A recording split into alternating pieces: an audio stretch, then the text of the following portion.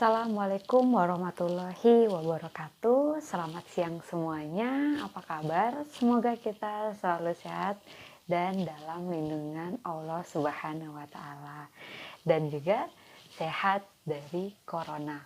Oh ya, ngomong-ngomong soal corona, jangan lupa semuanya untuk selalu taati protokol kesehatan dengan 5M. Menjaga jarak, memakai masker, mencuci tangan, menjauhi kerumunan, dan mengurangi mobilitas. Nah, sebelum kita lanjut pada materi kita siang hari ini, sebelumnya perkenankan saya untuk memperkenalkan diri terlebih dahulu. Oke, perkenalkan, nama saya Oki Arvina Safitri. Saya berasal dari Gorontalo dan umur saya 25 tahun. Untuk background pendidikan saya lulusan dari Universitas Muhammadiyah Malang, pasca sarjana dengan jurusan Manajemen dan Konsentrasi Manajemen Keuangan. Dan untuk S1 saya lulusan dari Institut Agama Islam Negeri Sultan Amai Gorontalo dengan jurusan Ekonomi Syariah atau Ekonomi Islam. Nah, itu adalah sedikit background dari saya. Dan masuk pada materi kita siang hari ini. Materi kita siang hari ini adalah materi yang tidak jauh kaitannya tentang keuangan, tentang internal perusahaan, di mana hal ini selalu dikait-kaitkan dengan strategik perusahaan. Apa sih itu? Manajemen risiko. Ya, manajemen risiko atau risk management. Apakah risiko manajemen? Nah, pada siang hari ini kita akan mengulasnya sedikit dengan kacamata secara luas ya. Dan kemudian kita akan melihat bagaimana sih proses-proses daripada manajemen risiko itu sendiri dan diterapkannya di dalam perusahaan, dan sebagaimana penting sih manajemen risiko untuk perusahaan itu sendiri. Sebelum kita meluas pada materi manajemen risiko, sebelumnya kita harus tahu nih apa itu manajemen risiko. Nah, dari dua suku kata, manajemen dan risiko, untuk manajemennya pasti kita sudah tahu dong bahwa manajemen adalah pengorganisir atau memanage yang sering kita tahu ya. Kemudian untuk risiko, risiko itu sendiri adalah hal yang tidak pasti namun memberikan kekhawatiran. Pasti manajemen risiko sangat penting untuk perusahaan. Nah, manajemen risiko sangat penting untuk perusahaan, terutama untuk seorang manajer, di mana manajemen risiko ini akan menjadi salah satu media atau menjadi salah satu alat seorang manajer untuk mengambil keputusan. Kan seorang manajer itu banyak banget pertimbangan yang harus mereka lakukan, yang harus mereka review untuk mengambil keputusan. Nah, salah satunya adalah manajemen risiko. Akan tetapi, untuk manajemen risiko ini tidak termasuk dalam internal perusahaan ya. Karena manajemen risiko ini terkait pada cover daripada perusahaan dan menjadi sustainability perusahaan itu sendiri. Jadi kegiatan dari manajemen risiko itu sendiri adalah melihat dari banyak sudut pandang perusahaan yang melingkup pada semua departemen, semua aspek internal maupun eksternal perusahaan itu sendiri. Sekarang kita akan mengambil satu standar dari penerapan manajemen risiko sesuai standar internasional, yaitu ISO 31000 untuk tahun 2018.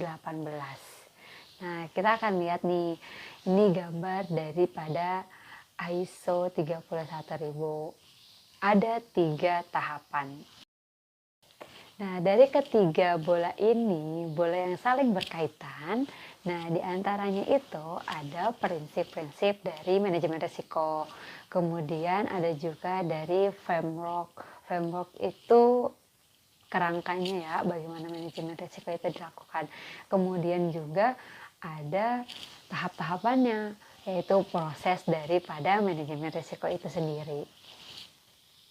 Pada kali ini kita akan membahas tentang prinsip dari manajemen risiko itu sendiri dalam standar ISO ya. Nah, pada prinsip ini kita dapat melihat ada 8 prinsip diantaranya dari integrate sampai dengan continual improvement. Nah, dan dari 8 prinsip ini kita akan melihat bagaimana 8 prinsip ini dapat membangun value creation and protection, yaitu menciptakan dan memproteksi nilai. Apa sih yang harus di creation dan apa sih yang harus di protection? Nah, itu adalah nilai-nilai daripada perusahaan. Selanjutnya kita akan membahas tentang framework of risk management atau kerangka daripada risiko manajemen itu sendiri, yang mana dalam slide itu kita dapat melihat ada 5 kerangkanya, dari integration, design, implementation, evaluation, and improvement. Nah, pada intinya mereka akan menciptakan leadership dan komitmen, yaitu leadership dan komitmen dari manajemen risiko itu sendiri, di mana hal ini menuntut seorang manajemen risiko untuk mereka selalu ada pada leadership yang kuat dan memiliki komitmen yang kuat. Nah, hal ini bermula dari integration. Integration ini adalah mereka dapat mempersatukan dari berbagai macam persepsi dari internal perusahaan, dari berbagai sudut macam kegiatan dari perusahaan itu sendiri dan melihatnya secara luas seperti itu. Kemudian ada dengan desain, jadi mereka nanti dapat mendesain daripada apa yang akan mereka lakukan seperti itu. Kemudian dari desain itu sendiri akan berlanjut pada implementasi, jadi implementasi dari desain yang telah mereka lakukan, telah mereka kerangkakan seperti itu. Dari implementasi tersebut berlanjut pada evaluasi. Nah, pada evaluasi ini adalah bentuk evaluation dari apa yang telah diimplementasikan pada kegiatan yang sudah diimplementasikan seperti itu. Kemudian setelah itu adalah improvement. Pada improvement ini adalah melihat bagaimana perusahaan setelah melakukan beberapa implementasi, kemudian hasil atau kinerja daripada implementasi tersebut, kemudian bagaimana keberlanjutan dan improvement yang akan dilakukan dari hasil-hasil atau historis implementation seperti itu. Slide selanjutnya, ini adalah hal yang paling terpenting dalam manajemen risiko, yaitu proses manajemen risiko. Apa aja sih proses manajemen risiko? Nah, jika kita lihat daripada slide tersebut, diantaranya ada proses intinya dan ada proses sebagai payung atau pelengkapnya atau pengcovernya. Nah, kita bermula dari payung nih. Yang dari payung sebelah kirinya untuk komunikasi dan konsultasi. Nah, ini adalah bentuk awal daripada pelaksanaan dari manajemen risiko, yaitu komunikasi dan konsultasi. Hal ini dilakukan oleh manajemen risiko pada stakeholder atau pemangku kepentingan, di mana mereka akan melakukan konsultasi terkait hal-hal yang ada pada perusahaan, baik internal maupun eksternal, pada divisi-divisi terpenting atau divisi-divisi terkait, seperti itu.